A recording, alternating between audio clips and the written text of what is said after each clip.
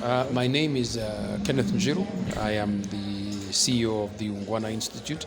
And of course, we are here to consolidate social accountability as a critical aspect in the governance of this country. And of course, social accountability is about the people themselves seeking accountability from those they have elected or those in government who present budgets, who design projects, so that we're making sure that what they say they will do, they do. And when they do it, then we are able to ask, or if they don't do it rather, then we're able to ask, why hasn't it been done? And how can it be done better? Mm-hmm. And is this the reason why you came up with the Ungwana Initiative? And how was Ungwana Initiative formed?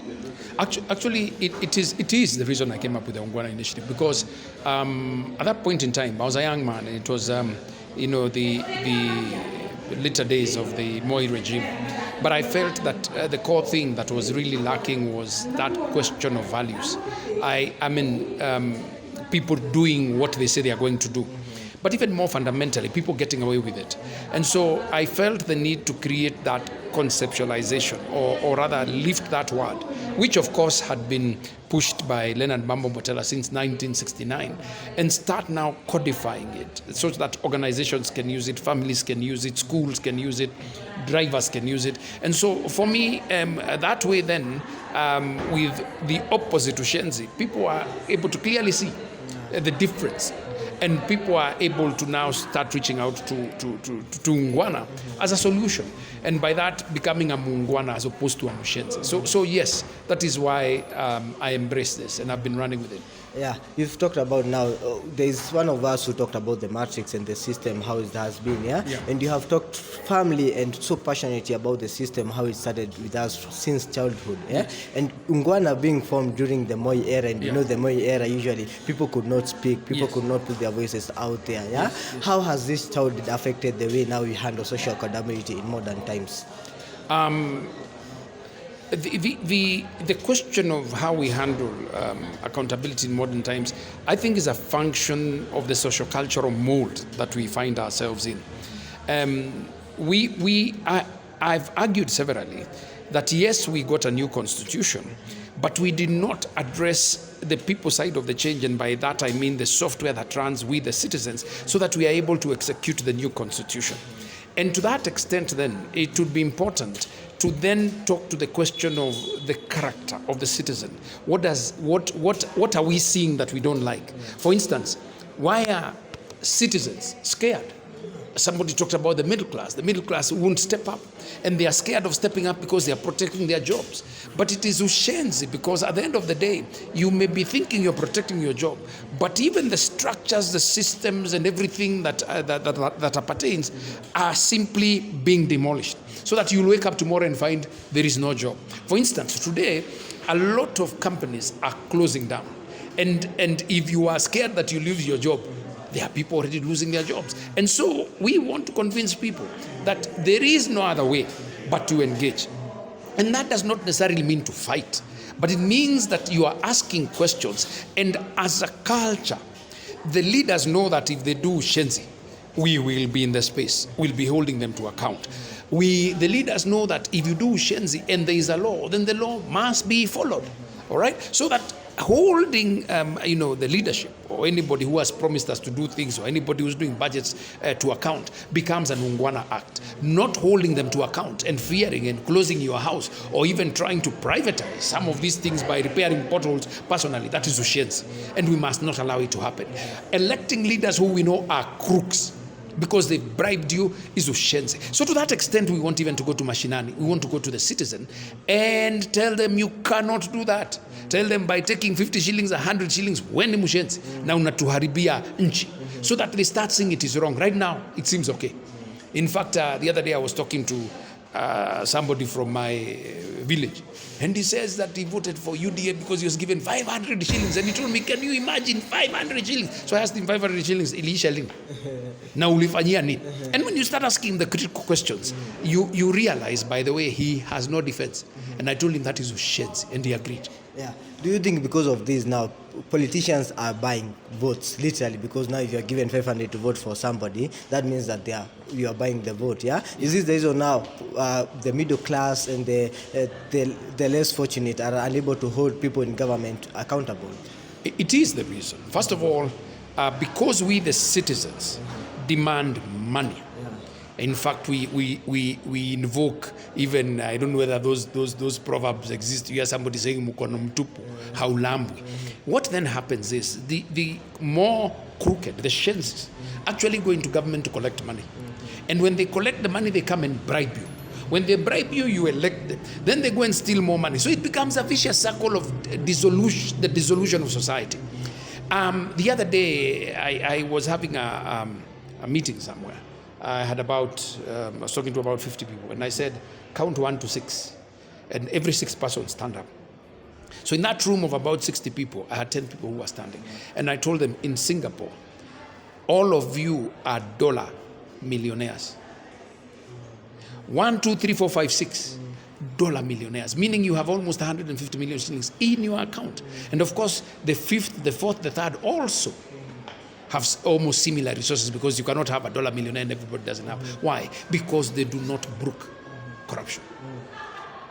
Yeah, because they make sure that ukiguza kitu ya mtu unafungwa. Hapa ukiguza kitu ya mtu, the next person wants a piece of it, so that then they elect you. Yeah. But where do you think this started? Because first of all, even people getting to military positions, unataka kuingia jeshi, unaambiwa unapata unatoa hongo, yeah? Where do you think we went wrong? Where do you think the problem is and the root cause of this, yani lazima nikupatie ka kitu ndio nifanyie vile? Leadership. It is said that everything rises and falls on leadership. When you talk about Singapore, you talk about Lee Kuan Yew. When you talk about the social cohesion that you find in Tanzania, you talk about Mwalimu Nyerere. Our problem has been leadership. And more so even that Moi era, where Moi is the one who really started sending us south. Then come in Kibaki. Kibaki was able to bump up the economic aspect. We realized actually we can build thicker road. But one thing I keep on saying is that none of our leaders have ever addressed the value question, the character question. What does it mean to be a citizen? For instance, when you talk about Germans, we talk about German engineering. And it is German engineering that produces the Mercedes, produces the Porsche, the BMW. There is a character, which means that they focus, they think, they innovate. So what is the Kenyan character? We need to talk to that and ask ourselves, what do we want to be? First of all, write down what we want to be. Then ask ourselves, what character, what behavior will get us there? And we start working on it. There is no other way of changing it. But when you talk of character is something that we are built from primary school, from nursery. That's how we go to the system. Do you think that the system then is failing the people I think the education is failing our people. I think right now the only thing we focus on is marks. It doesn't matter whether you steal exams. In fact, some parents even buy exams for their kids, so that then even the school values. For instance, I was talking about a school that had this motto, nothing but the best. But when you look around, you're not seeing the best. And nobody really cares about that motto. We need to make sure that or rather to start addressing that question actively. It can be done. In fact, even the West, incidentally, I keep on saying, if you look at the European countries through World War I, World War II, those were tribal wars. The Germans against the French against the Italians against the Belgians. Those were tribal wars. But they got to a point and realized, wait a minute, if we continue like this, tutajimaliza. World War I, World War II, and that is why they formed the League of Nations. Then they formed the United Nations, so that they can be able to resolve their problems. And you can see from there Europe started lifting to what it is today. It doesn't mean it is perfect, but at least they are able to get their things running. And we are behind, and I'm now begging.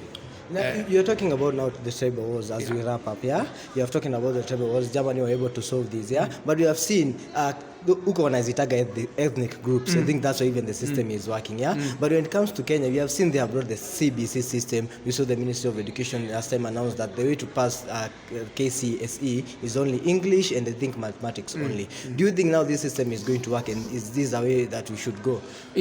My thinking about the question of education is, first of all, that the most significant thing should be character.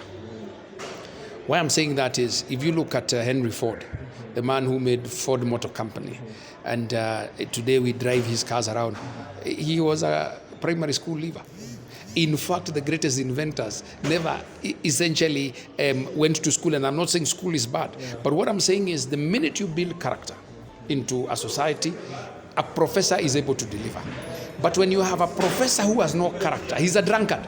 In fact, he spends more time in the bar than even researching. You see, when you have people who have become academics because of cheating, what do you expect? That is when they go to universities and they start harassing young girls, and you start hearing these things they call marks for sex. You know, young girls sell their bodies so that lecturers give them, marks so that they pass exams. So for me, the real question first is character. I have no problem in principle with CBC because then I think it is more practical. But how it is executed and refined is important. Then secondly, of course, the execution from a government perspective. If we say we are going to do CBC, give it money, and give it money on time. If there needs to be teachers to be trained, let them be trained. If you need to mobilize parents, mobilize parents. I have a problem, by the way, with a school system where you take your child to school, you see them in the evening, you don't even know what happens in school. Parents must be involved in the education of their children, both at school and at home. That's the type of system that you build. But most importantly, let us also build a system that focuses on the giftings of the child. Kwa mfano, when you look at those young people who run in London, Berlin, wherever, Tokyo, that is raw talent. If we don't allow that to happen, so you're telling this guy who keep your gun, you're telling him to go and become a professor, you've lost it.